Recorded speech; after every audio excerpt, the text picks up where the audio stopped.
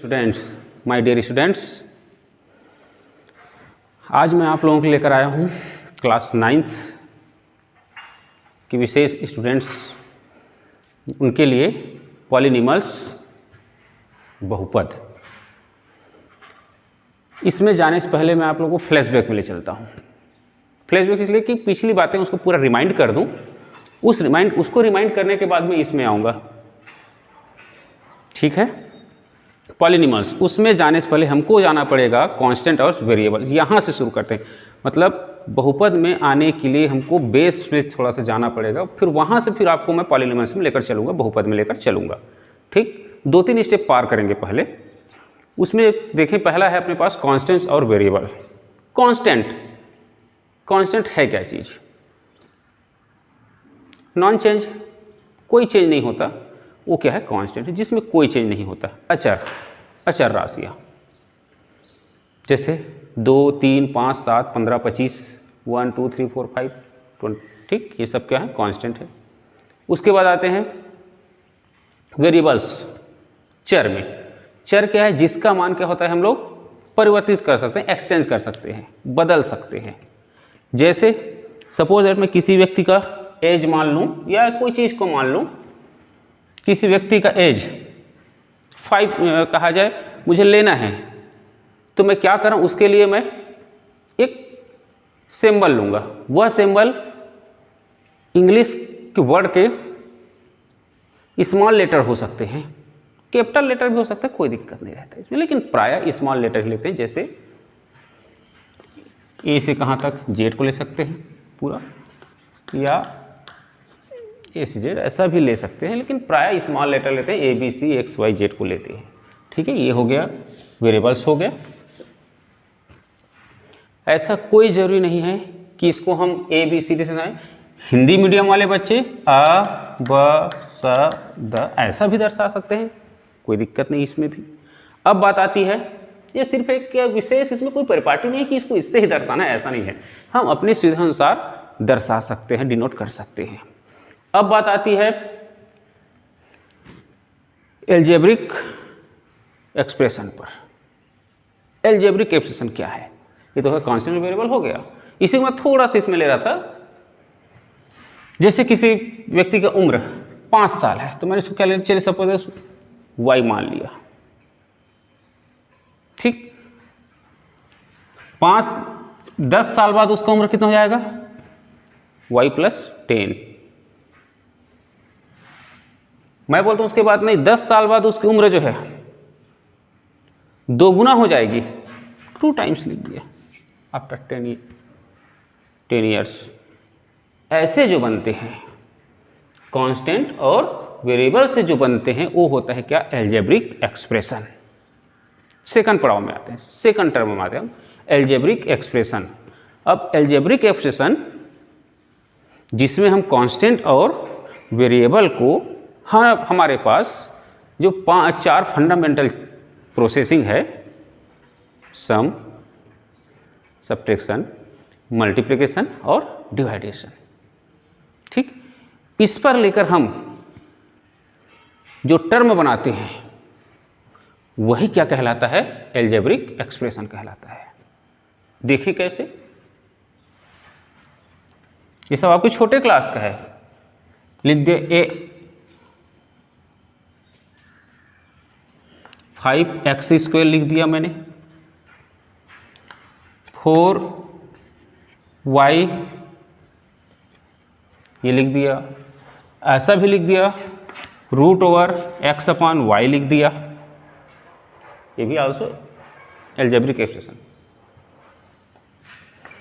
x³ + 3xy + 5, ये भी algebraic expression है। ठीक, इसमें और ले सकते हैं क्या? 8xp, ये भी एल्जेब्रिक एक्सप्रेशन है। मतलब कांस्टेंट और वेरिएबल को हम, जो हमारे पास जो 4 या 4 प्रोसेसिंग है, उसमें प्रोवाइड करके जो सिस्टम बनाते हैं, वो क्या कहलाता है? एल्जेब्रिक एक्सप्रेशन कहलाता है। अब इसमें आता है, इस एल्जेब्रिक एक्सप्रेशन में टर्म कितने होते हैं? How many term of algebraic expression, कितने टर्म होते हैं, पद कितने होते हैं, ये भी देखना पड़ेगा। उसके बाद ही मैं आगे आऊँगा किसमें, पॉलिनॉमियल्स में आऊँगा, बहुपद में आऊँगा, क्योंकि यही एल्जेब्रिक एक्सप्रेशन आगे बहुपद बनेगा। ठीक, अब इसमें देखें टर्म के लिए मैं सिस्टम लेकर चलता हूँ, थोड़ा सा इसको मिटाकर, उसके बाद आपको बताता हूँ टर्म कैसे होते काउंट करते हैं। चलिए देखें एल्जेब्रिक एक्सप्रेशन में टर्म ऑफ एल्जेब्रिक एक्सप्रेशन में देखिए मैं लिख रहा हूँ, कुछ लिख रहा हूँ उसमें 4/3 लिख दिया, एक 3/4 √x 5xy 3x + 4y और लिख देता हूँ, चलिए 3x + 6y + x²। टर्म देखिए इसमें, ये सभी एल्जेब्रिक एक्सप्रेशन है, बीजी व्यंजक है। इसमें देखिए सिंगल टर्म है, पहचानते चलिए single term 4/3 single term, constant मतलब कांस्टेंट कोई भी कांस्टेंट, लेकिन हमको यहाँ पर वेरिएबल सिंगल टर्म है। यहाँ देखिए 1 और ये 2, ध्यान देना, लेकिन ये सिंगल टर्म है, ये भी बीजी व्यंजक है एल्जेब्रिक एक्सप्रेशन, ये भी सिंगल टर्म है। यहाँ भी ये कितने दिख रहे हैं, 1 2 3 टर्म दिख रहे हैं, मल्टीप्लाई में है तीनों, लेकिन ये सिंगल टर्म बोल रहा हूँ मैं, ये सिंगल सिंगल सिंगल। तो डबल टर्म कहाँ पर है, ट्रिपल टर्म कहाँ पर है, यहाँ देखें 1 2 3 4, चलिए 5 और ले ले चलिए, लेकिन नहीं, ये ऐसा नहीं होगा, ये होगा, ये सिंगल टर्म ले रहे हैं, ये सिंगल टर्म होगा। मतलब इसमें कितने टर्म हुए, 2 टर्म। मतलब टर्म को डिवाइड कौन कर रहा है, या टर्म को कौन बता रहा है, पद को कौन बता रहा है, प्लस बता रहा है। सिंगल प्लस था, 2 टर्म, ये तो सिंगल होगा, मैंने बता दिया। ऐसे जो होते हैं गुना वाले क्या होते हैं, मल्टीप्लाई वाले होते हैं, क्या होते हैं, सिंगल टर्म होते हैं। दूसरा टर्म और ये तीसरा टर्म, तो 1 2 और ये 3, कितने टर्म हुए, 3 टर्म हुए। मतलब किसी भी एल्जेब्रिक एक्सप्रेशन के लिए कांस्टेंट, उसके बाद multiply of constant and variables, और उसके बाद डिवाइडेशन ऑफ कांस्टेंट एंड वेरिएबल्स, ये जो है सिंगल टर्म में काउंट होंगे। मतलब यदि गुना और भाग में यदि है पद, तो वो पद जो है 2 या 3 पद नहीं बनेंगे, वो सिंगल पद होते हैं। तो पदों का निर्धारण किससे होता है, प्लस और माइनस से होता है। वो जितने प्लस और माइनस होंगे उसके हिसाब से उसमें पदों का निर्धारण होता है। जैसे और एग्जाम्पल लिख रहा हूं मैं आप लोगों के लिए, चलिए इसमें देखें, -3xy + 4ab - 3xz, ये भी एल्जेब्रिक एक्सप्रेशन है। इसमें देखें, अब इसको ऐसा नहीं गिनेंगे 1 2 3, टर्म नहीं है, ये टर्म किसको कर रहा है, ये टर्म होगा। और ये चूंकि इस माइनस किसी और के साथ में नहीं है, किसी और के साथ यहां पर ये खुद का माइनस हो रहा है, इसलिए सिंगल में जाएगा। ये एक टर्म होगा और ये एक टर्म। कितने टर्म हुए, 1 2 और 3 टर्म। ठीक, चलिए देखिए इसमें आगे बढ़े, थोड़ा सा इसको मिटाऊं, उसके बाद देखें इसमें एक हमको सिस्टम पता चलता है। सिस्टम क्या पता चल रहा है, किसी भी एल्जेब्रिक एक्सप्रेशन में, किसी भी बीजी व्यंजक में जो नंबर ऑफ टर्म जो काउंट होती है वह प्लस और माइनस से काउंट होती है। ठीक है, उस टर्म में या उस एल्जेब्रिक एक्सप्रेशन या बीजी व्यंजक में जितने प्लस और माइनस होंगे उसके आधार पर नंबर ऑफ टर्म अकाउंट होती है, और मल्टीप्लाई या डिवाइड से नहीं। ने दोनों को ऐसा लिख दिया है, प्लस और माइनस से टर्म ऑफ एल्जेब्रिक एक्सप्रेशन जो काउंट होती है, इनटू और माइनस से या मल्टीप्लिकेशन और डिवाइडेशन से बिल्कुल मल्टीप्लिकेशन और डिवाइडर से काउंट नहीं होती। मतलब टर्म की काउंटिंग प्लस और माइनस के सिस्टम से किया जाता है। ठीक है, अब बात वहीं पर फिर से मैं एक बार रिमाइंड कर दूं आप लोगों को, ये जो माइनस है फ्रंट में है, ये किसी और टर्म के साथ में नहीं है, तो यह काउंट नहीं होगी। ठीक है, ये काउंटिंग के लिए नहीं होंगे। काउंटिंग के लिए कौन होगा? जो वहाँ पर भाई जो अपना काम कर रहा है, जो अपना प्रोसेसिंग में है, वह वहाँ पर काउंटिंग के लिए होगा। अब इसमें देखिए थोड़ा सा आपको ट्रिक बता दूं आप लोगों को कि नंबर ऑफ टर्म कैसे फट से बता सकते हैं। तो इसमें देखिए 1 2, तो नंबर ऑफ टर्म कितनी हुई? 3। 2 साइंस है यहाँ पर देखें, ठीक, अंदर में 2 साइंस है, ये तो इसका अलग हो गया, ये तो मल्टीमैप यहाँ पर। ठीक है, तो कितने से होंगे यहाँ पर? 3। और लूँ यहाँ पर भी कितने साइंस है? यहाँ पर 2 प्लस और प्लस 2 है, तो पद कितने हो गए? 3। ऐसे भी काउंट कर सकते हैं, लेकिन उतना काउंट करने से अच्छा है कि आप सीधा पद को ही गिन ले, ज़्यादा अच्छा रहता है। ठीक है, जैसे सीधा पद है उसी को गिन ले, ज़्यादा अच्छा रहता है। तो हो गया क्या? Algebraic expression in their terms. अब आते हैं क्या? बहुपद या पॉलिनिमल्स में। ठीक है, इसी में देखिए, इसी में बहुपद, यही सब बहुपद हैं, लेकिन इसमें जितना लिखा हूं उसमें से एक टर्म ऐसा है जो बहुपद नहीं है। एक टर्म ऐसा है जो बहुपद नहीं है या पॉलिनिमल्स नहीं है, बाकी सब बहुपद है। फाइंडिंग दैट, यहां पर देखिए हम जानते हैं 4/3, चलिए कोई दिक्कत नहीं, 4/3 है। यहां पर मैं इसको ऐसा लिख सकता हूं x पावर 0, 1 को हमको मालूम है, किसी भी का टर्म का किसी पद का घात यदि 0 हो, पावर 0 हो, तो किसका कितना होता है? उसका वैल्यू 1 होता है। लिख दिया मैंने, चलिए बहुपद है, एक पद का बहुपद है। यहां देखिए ये विशेष, इस पर ध्यान दें, ये बहुपद नहीं है, पॉलिनिमल्स नहीं है। आप लोग देखेंगे, काउंट करेंगे। और लिख देता हूं थोड़ा सा एग्जांपल, चलिए यहां पर इसको थोड़ा सा दूसरा करके 4x -1 पावर -1 कर दिया, 4√x कर दिया है। ठीक, अब देखिए मैंने कहा ये बहुपद नहीं है, ये बहुपद है, ये भी बहुपद है, ये भी बहुपद है, यह भी बहुपद है, ये बहुपद नहीं है। कुछ पहचाने अब इसमें देखिए, थोड़ा सा जोर दे माइंड में। ठीक, यहाँ पर 3 ऐसे सिस्टम हैं जो पॉलिनिमल्स में काउंट नहीं हो रहे हैं। कौन कौन से? यहाँ देखिए, जो वेरिएबल का जो पावर है क्या यहाँ पर 1/2 है, रूट मतलब 1/2 पावर। यहाँ वेरिएबल का पावर कितना है? -1 है। यहाँ भी वेरिएबल का पावर कितना है? 1/2 है।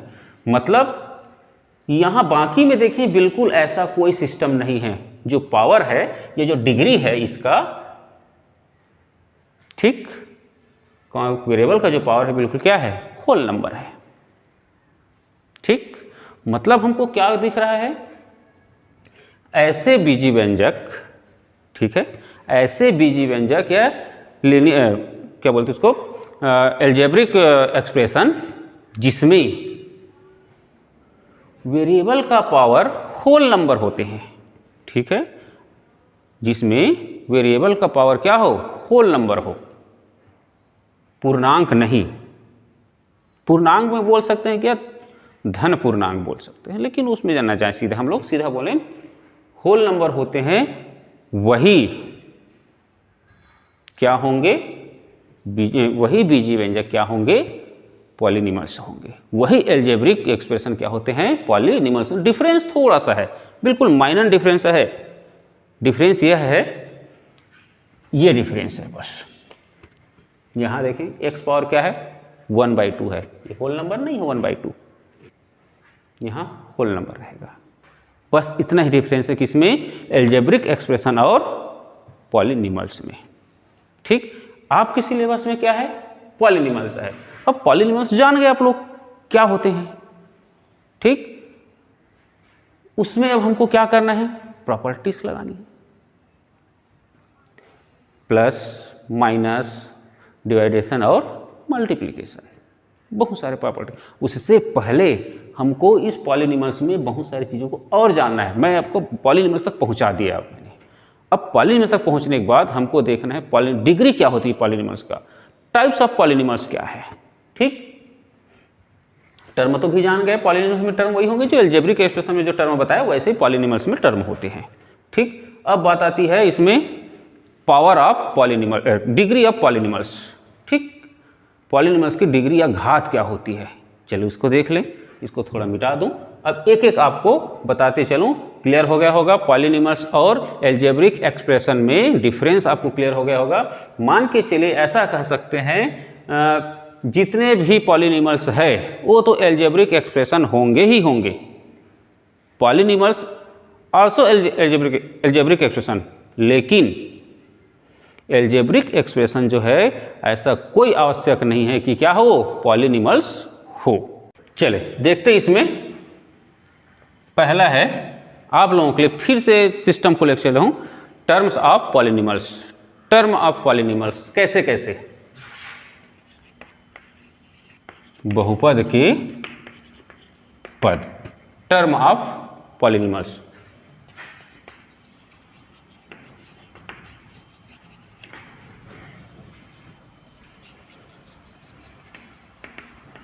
टर्म ऑफ पॉलिनिमल्स, इसमें देखिए मैं लिख रहा हूं x इंटू वाई, एक लिया मैंने, चले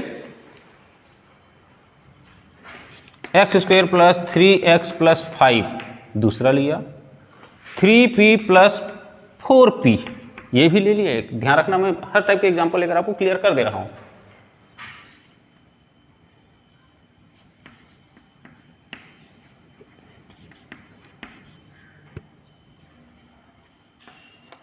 चल इतना काफी है, सब में 2 3 हो रहे हैं तो इसमें एक और कर देता हूं। चलिए 5p प्लस 3y।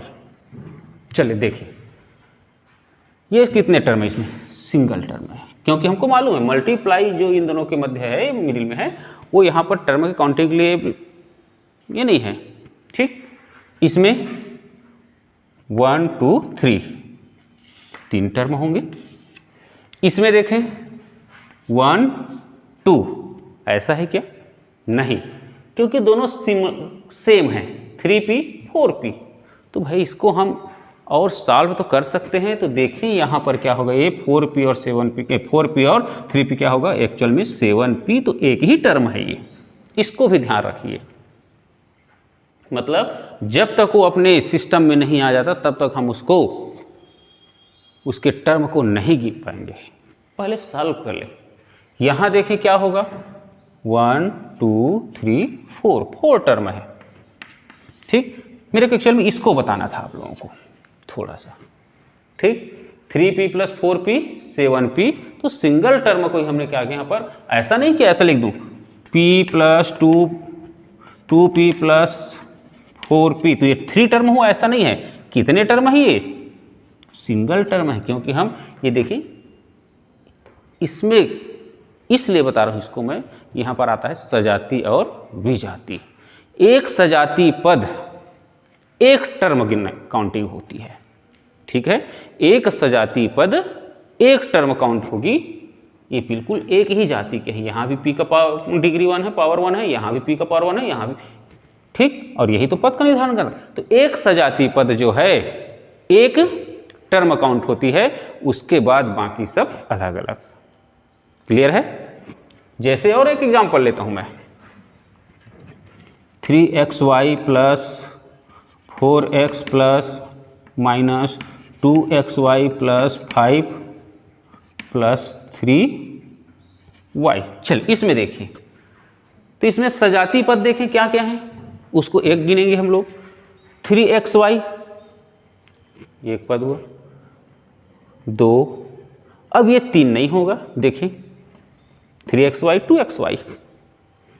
तो किसी भी पॉलिनॉमियल्स में या अलजेब्रिक एक्सप्रेशन में एक सजातीय पद जो है एक ही टर्म काउंट होती है, ये 2 नहीं होंगे।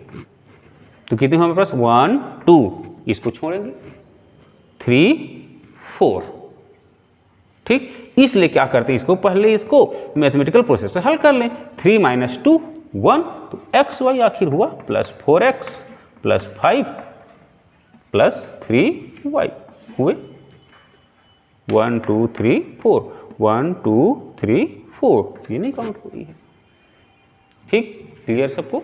मतलब क्या हुआ, किसी भी अलजेब्रिक एक्सप्रेशन या पॉलिनॉमियल्स में सजातीय पद जो है एक ही टर्म काउंट की जाती है, इसको ध्यान रखिए। मतलब क्लियर हो गया सबको? अब बहुपद के पद कैसे काउंट करते हैं। अब बात आती है इसमें डिग्री ऑफ पॉलिनॉमियल्स, सेकंड है इसमें। चलिए इसको पहले मिटा दूं, उसके बाद डिग्री ऑफ पॉलिनॉमियल्स को बताऊं। एक एक सिस्टम को मैं बताते चलता हूं। चलिए देखते हैं अब डिग्री ऑफ पॉलिनॉमियल्स में, बहुपद के घात में। एग्जाम्पल से चलेगा, एक एग्जाम्पल लिख रहा हूं, x² - 3xy + 5x। दूसरा एग्जाम्पल लिखता हूं, x + 3xy +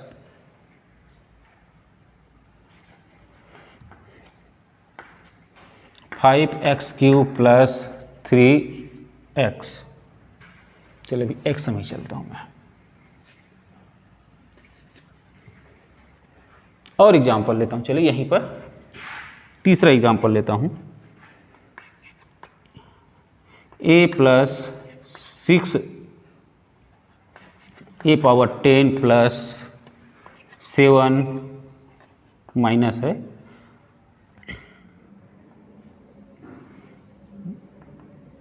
a पावर 2।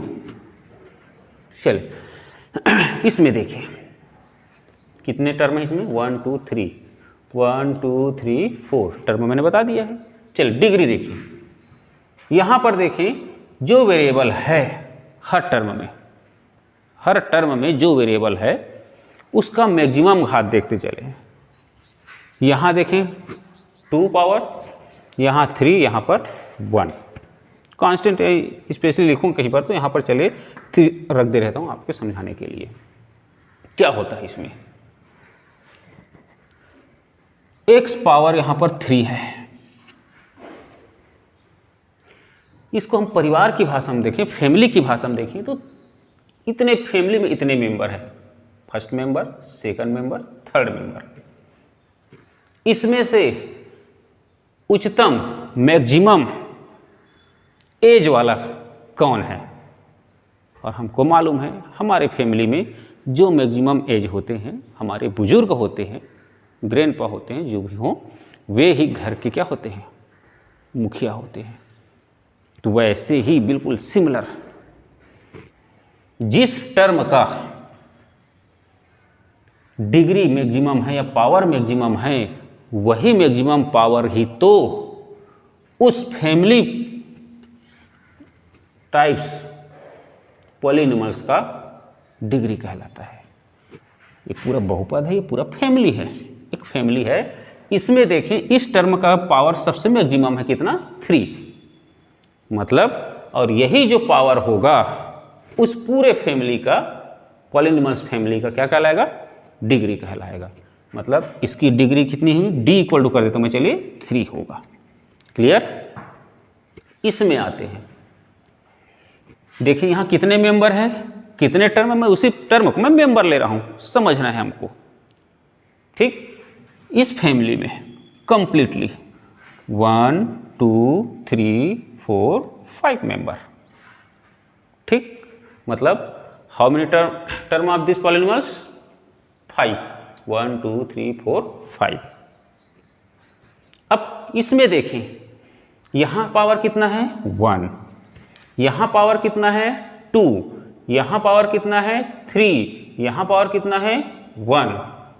नहीं, यहां पर एक चीज चलिए इसको थोड़ा सा यहाँ पर कम ज़्यादा कर दूँ, क्योंकि ये सेम टर्म है और सेम टर्म जो है एक टर्म काउंट होती है। थोड़ा सा मिस्टेक हुआ था यहाँ पर, सॉरी। ये क्या होगा, चलिए इसको कम कर देता हूँ मैं, इसको रहने देते हैं, ठीक। चलिए 4 टर्म है, 1 2 3 4 टर्म। इसमें देखिए यहाँ पावर कितना है 2, यहाँ 3, यहाँ 1, यहाँ कुछ नहीं है, ऐसा नहीं बोले। यहाँ पर पावर कितना है 0। इसको ऐसा भी तो लिख सकते हैं, ठीक, क्लियर। अब देखिए मैक्सिमम यहाँ पर किसी टर्म का पावर कितना है 3। ये है मतलब इस फैमिली जो हमारे मैथमेटिक्स में क्या चल रहा है, पॉलिनोमियल्स चल रहा है, का पावर कितना है। ये भी दो चीजें यहाँ पर, पॉलिनोमियल्स भी है और ये क्या है, क्यों मैंने कहा ना सभी पॉलिनोमियल्स निश्चित है क्या होंगे, एल्जेब्रिक एक्सप्रेशन होंगे। लेकिन ऐसा कोई आवश्यक नहीं है कि एल्जेब्रिक एक्सप्रेशन जो है पॉलिनोमियल्स हो, आवश्यक नहीं है, ठीक। तो यहाँ पर इसका डिग्री कितना हुआ 3 हुआ। मैक्सिमम जो है वो लिखा कहीं पर भी रहे, उस पर भाई यहाँ लिखूँ उसके बाद में देखेंगे उसको, असेंडिंग आर्डर डिसेंडिंग बाद में देखेंगे उसको, ठीक है। अभी तो मैं पावर में डिग्री बता रहा हूँ। चलिए इसमें देखिए, यहाँ देखें पावर कितना, सीधा डिग्री कितना है यहाँ पर 10। ये तो हुआ क्या, सिंगल वेरिएबल पॉलिनोमियल्स का हुआ। 2 या डबल या 3 वेरिएबल पॉलिनोमियल्स भी होते हैं। जैसे देखें, लिख दिया मैंने x y plus x square y plus 3x cube y plus 4x y power 4। एक आध माइनस प्लस में लेकर चलते हैं, अच्छा रहता है। चले इसमें देखिए टर्म पहले देखें, how many terms of this polynomials, 1 2 3 4 term हुए। देख लो पहले, चेक कर ले, तुम्हें बिल्कुल सजाती तो नहीं लिख गया, सिमिलर तो नहीं लिख गया, एक्स वाई सब अलग अलग हैं। ये एक्स स्क्वायर वाई है, बिल्कुल अलग अलग है, तो यहाँ पर कोई दिक्कत नहीं है। चलिए क्योंकि हमको मालूम है सिमिलर या बिल्कुल सजाती को क्या करते हैं हम लोग, एक टर्म काउंट करते हैं। तो कितने टर्म हुए यहाँ पर 1 2 3 4 टर्म हुए। 4 टर्म देखें अब यहाँ पर, अब इसका 1 है, मैंने क्या कहा है उस टर्म का जितना पावर होगा, ठीक है, किसी पॉलिनोमियल्स में या किसी बहुपद में उस टर्म या पद का जितना पावर होता है वही उस पॉलिनोमियल्स की डिग्री कहलाती है। यहाँ पर सिंगल वेरिएबल्स थे, कोई दिक्कत नहीं थी। यहाँ डबल वेरिएबल्स हो गए एक्स वाई, तो यहाँ 1 और इसका 1 कितना हो गया, 1 + 1 2, ऐसे काउंट करेंगे। क्लियर, 1 और 1 2, मतलब इस टर्म का पावर कितना है 2 है। इस टर्म का पावर बताइए कितना होगा, 2 + 1 3, ठीक है। इस टर्म का पावर कितना है 3 + 1 कितना 4। इस टर्म का पावर क्या, बिल्कुल असेंडिंग आर्डर हो गया है। चलिए 1 + 4 कितना 5।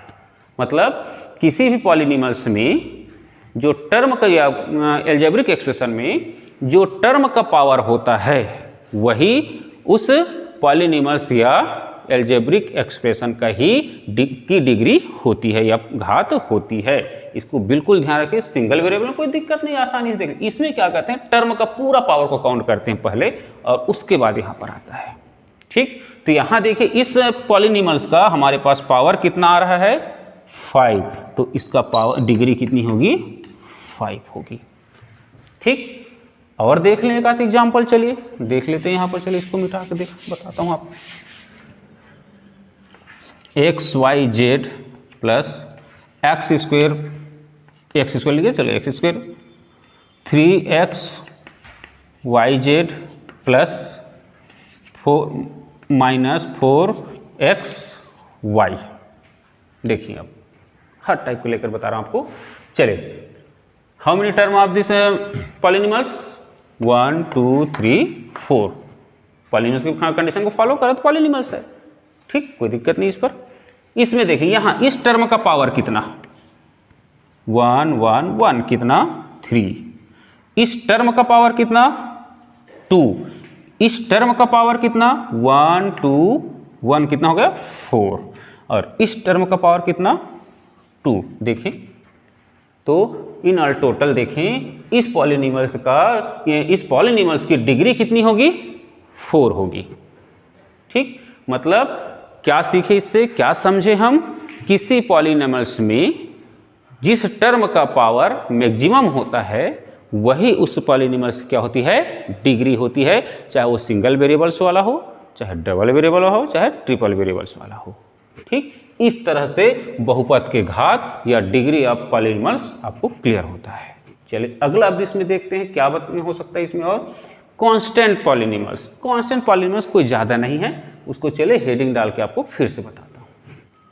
चलिए इसमें देखें अचर बहुपद या कांस्टेंट पॉलिनॉमियल्स, ये क्या है। मैंने लिखा चलिए 6, यहाँ लिख दिया 7, यहाँ 2 लिख दिया। निश्चित है ये जो है क्या है, पहले तो इसको मैं इसलिए एल्जेब्रिक एक्सप्रेशन पहले यहाँ पर बोलता हूँ हमेशा, क्योंकि उसी बेस्ड यहाँ पर पॉलिनॉमियल्स है। एल्जेब्रिक एक्सप्रेशन तो है ये, और कितने टर्म का, सिंगल टर्म का, इसमें भी 1 है, इसमें भी 1 है, इसमें भी 1 है, तो ये तीनों क्या है सिंगल टर्म का एल्जेब्रिक एक्सप्रेशन तो है।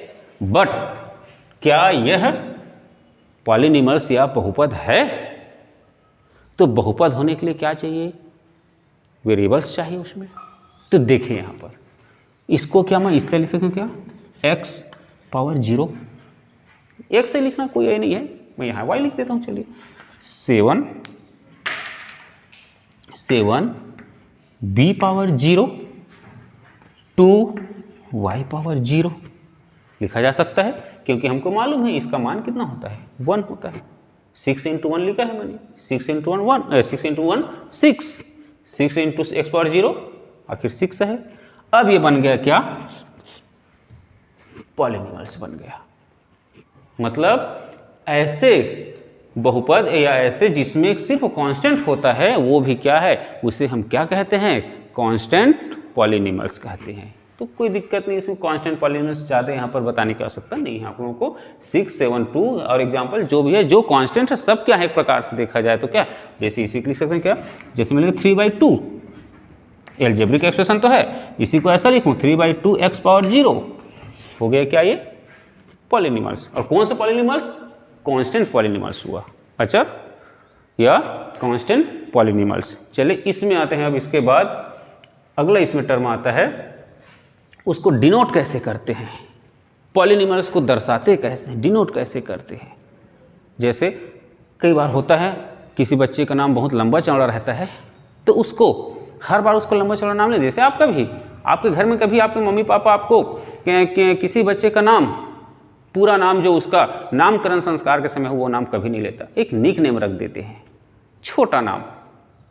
बस वैसे ही यहाँ पर हम पॉलिनॉमियल्स को क्या रखेंगे, एक छोटा वहाँ पर सिंबल रखेंगे। चलिए देखते हैं उसको कैसे लेते हैं, निरूपण।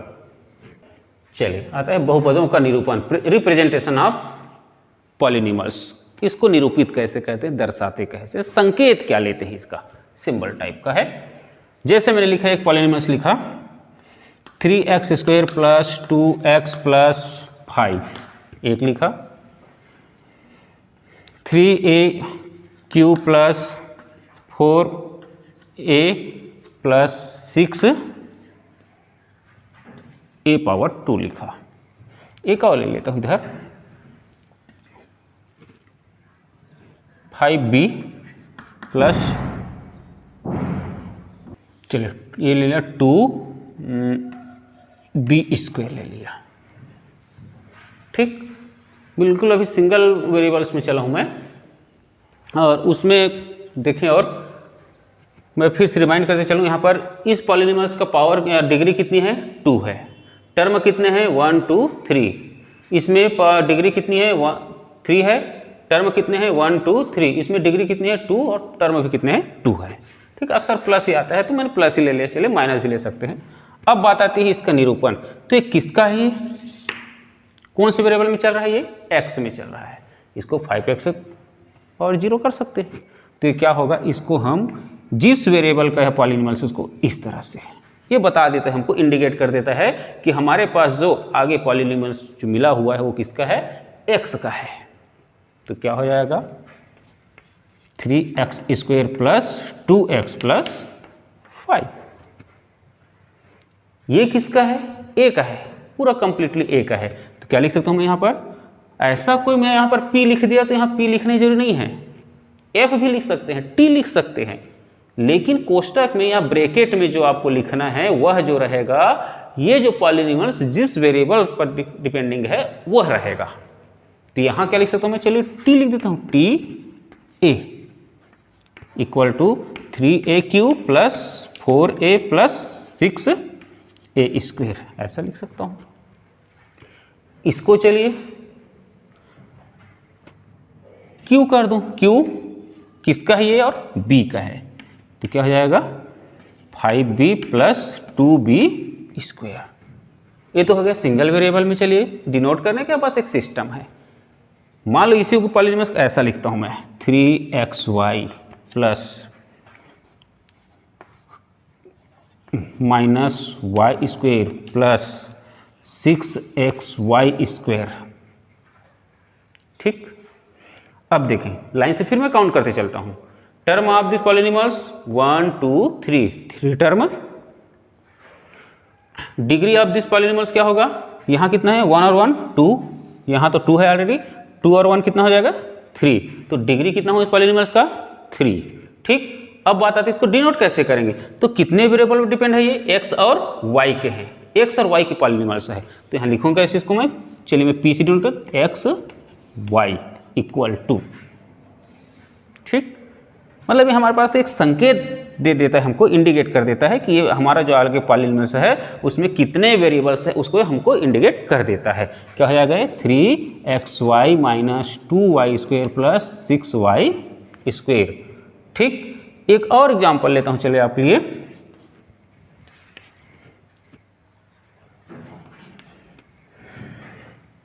Four xyz plus 3x² plus 3xy plus 5। देखिए, चलिए इसमें टर्म बताएं, सभी प्लस हो जाता है, माइनस करते हुए आपको। चलिए अब मालूम पड़ गए, 1 2 3 4 टर्म कितने? 4। पावर देखें, पर स्टेप्स पावर देखें, 1 2 3 है यहाँ, 2 1 1 4 1 1 2 0।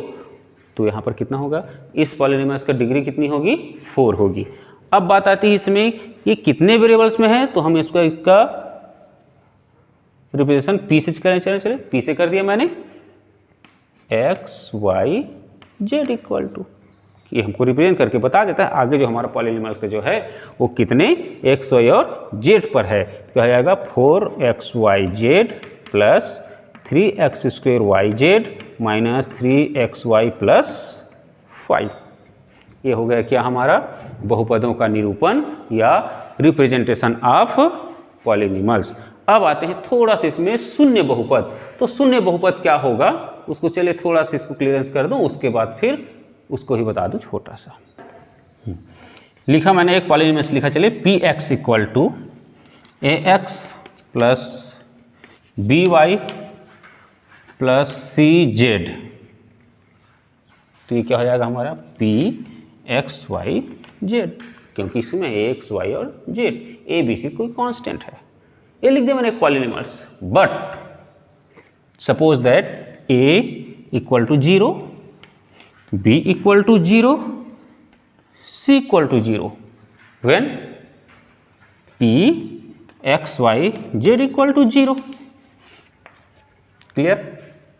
a equal to 0, 0 into x 0, b equal to 0 लेते हैं तो 0 into y 0, c equal to 0 लेते हैं तो 0 इंटू ए जेड 0। सीधा सिस्टम है। ऐसा एक पॉलिनॉमियल्स जिसके सभी वेरिएबल्स के गुणांक या मल्टीप्लाई जो है क्या रहते हैं? 0 होते हैं, वो क्या कहलाते हैं? 0 पॉलिनॉमियल्स कहलाते हैं। कोई ज़्यादा इसमें डेफिनेशन तो क्रिटिकल है नहीं। ठीक है, सीधा सीधा यहाँ a b और c क्या रहते? यदि 0 रहते तो इसको ऐसा लिख सकता था, सीधा सीधा ऐसा, pxyz equal to 0x plus 0y plus 0z। मैं भले लंबा चौड़ा लिख रहा हूँ। ठीक, ये क्या है? ये 0 पॉलिनॉमियल्स है। और ये होता है आपका पॉलिनिमल्स।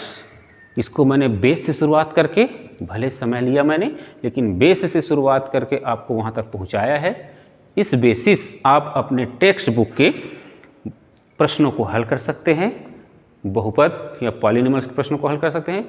और किसी प्रकार के और यदि इस क्वेश्चन में यदि समस्या हो या समझाने में या समझने में कहीं पर समस्या हो तो आप कमेंट्स बॉक्स में ज़रूर लिखिए और लिखकर मुझे बताइए, उसको मैं फिर से आपके लिए हल करके भेजूँगा।